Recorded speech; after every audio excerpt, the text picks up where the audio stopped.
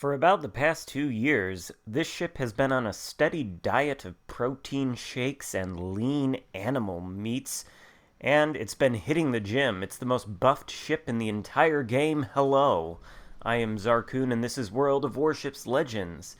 Today, once again, after the release of a new patch, we are featuring the Tier 7 British battleship Vanguard, which, once again, received another buff. What did this buff do? Well, according to the patch notes, the shell grouping was increased by 2.5%, the radius of maximum dispersion for the main guns was decreased by 10%, and the rudder shift time was decreased for both the stock and upgraded hulls by several seconds. Essentially, the Vanguard received the two buffs that it has actually needed for a long time now. Before this, it received a lot of other buffs that maybe it didn't even necessarily need.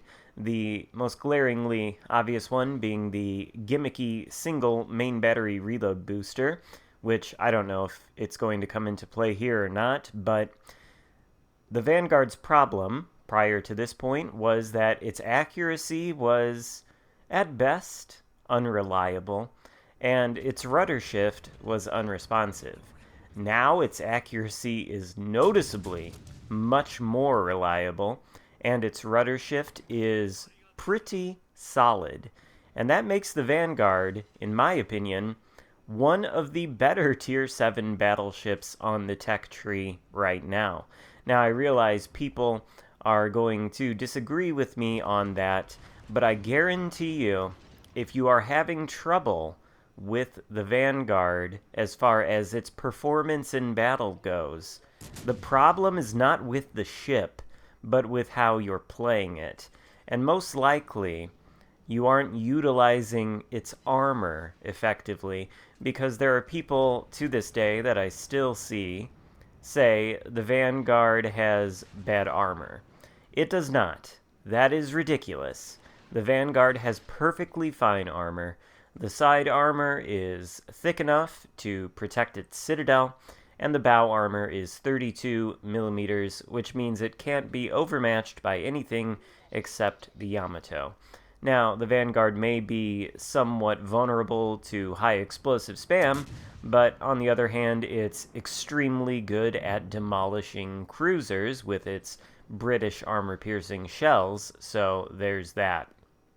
And I think in the last sequence of this game, we're going to definitively demonstrate just how good the Vanguard's armor is when you don't show flat broadside.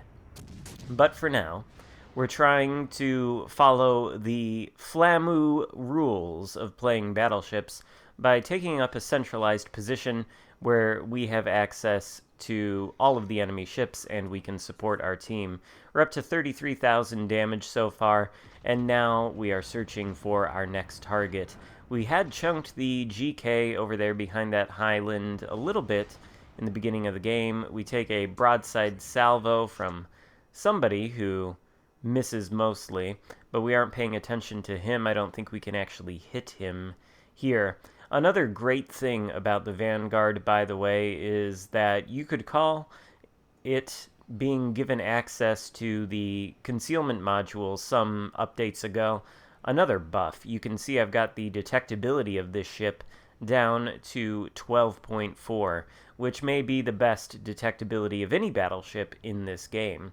And that, of course, helps with positioning, and it gives you the ability to control engagements with other battleships, barring any extraneous circumstances such as destroyers, or unseen cruisers or aircraft carriers spotting you for the battleships.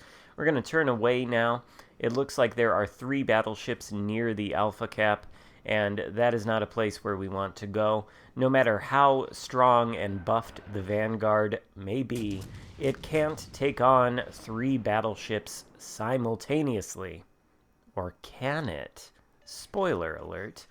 Anyway, what's the situation in this game? Well, the enemy team has taken a Bravo Cap, or rather the Alpha Cap, but we have a friendly blue battleship inside of it, contesting it, preventing the enemy from actually accruing any points from holding the cap.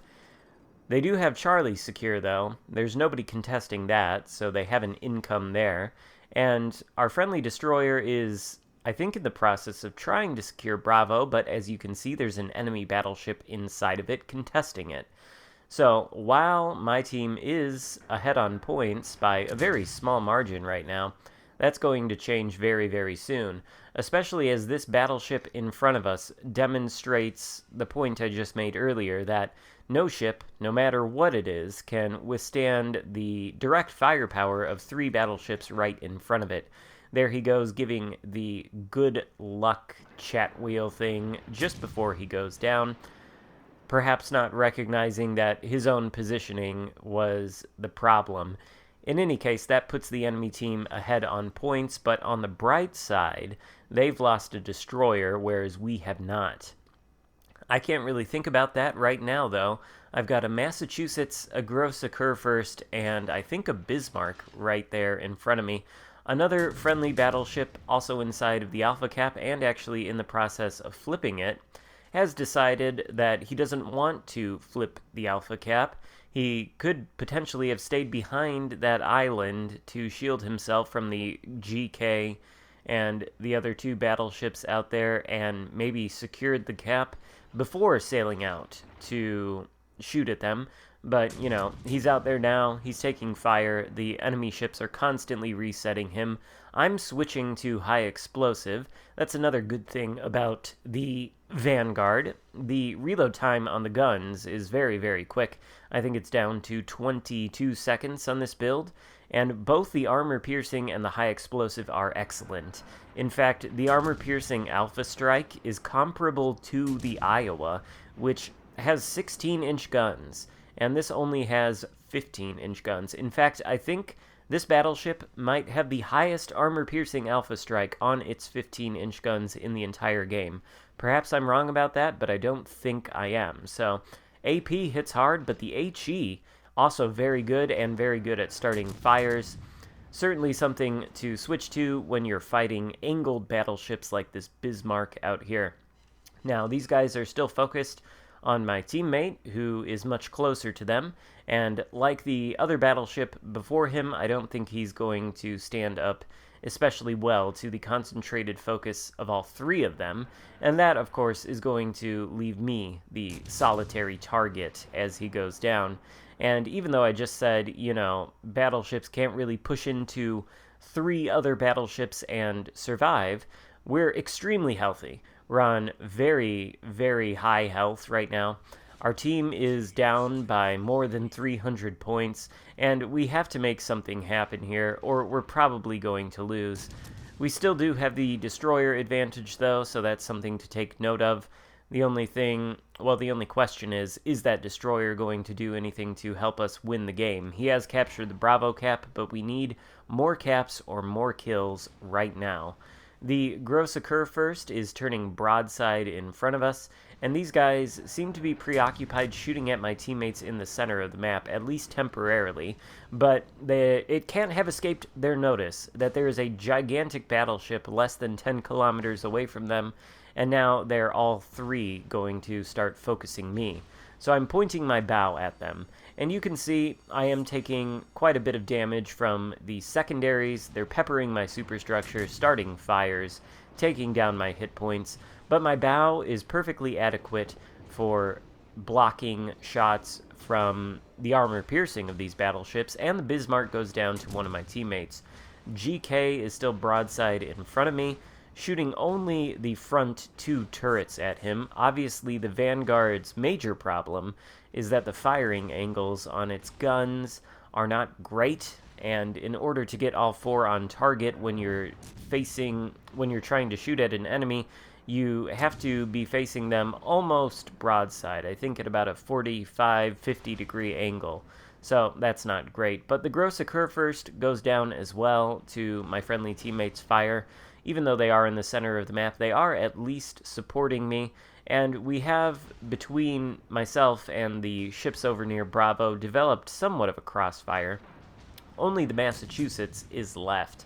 And I think there are a lot of people out there who would say the Massachusetts is a better ship than the Vanguard, and who knows, that may be true, but we're going to be fighting this Massachusetts. His secondaries are setting us on fire, but we're setting him on fire in return with our high explosive. Since he's angled, we're not likely to get many armor-piercing penetrations, but high explosive doesn't care about armor angling.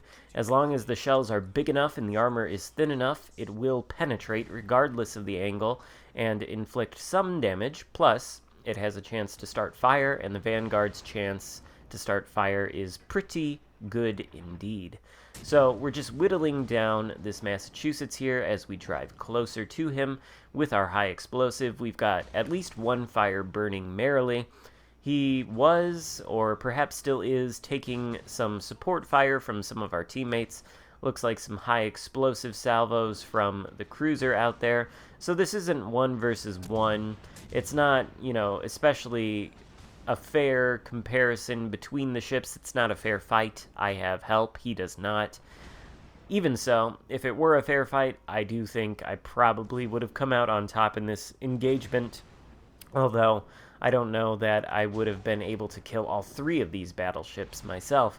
The point is, though, the Vanguard's armor is fine if you point it nose in, and the trick to having success in this ship is knowing when to open up your angle, fire all 4 of your turrets, and then close it again to protect yourself from return damage. That's always been the key to the Vanguard, and once you have that down, I don't know how you could possibly find that this is not a solid ship, because it really, really is. Even though the game looked a little bit hopeless earlier, we are now thoroughly in the lead by nearly 100 points. The enemy team only has 2 ships left, one of which is this dying Massachusetts, and then there is a cruiser kiting away toward the back of the map, aiming right at the Massachusetts bow because the HE just goes right through it. We do score some damage and light a lethal fire on that Massachusetts. The fire takes him down. That's our first and only kill of the game.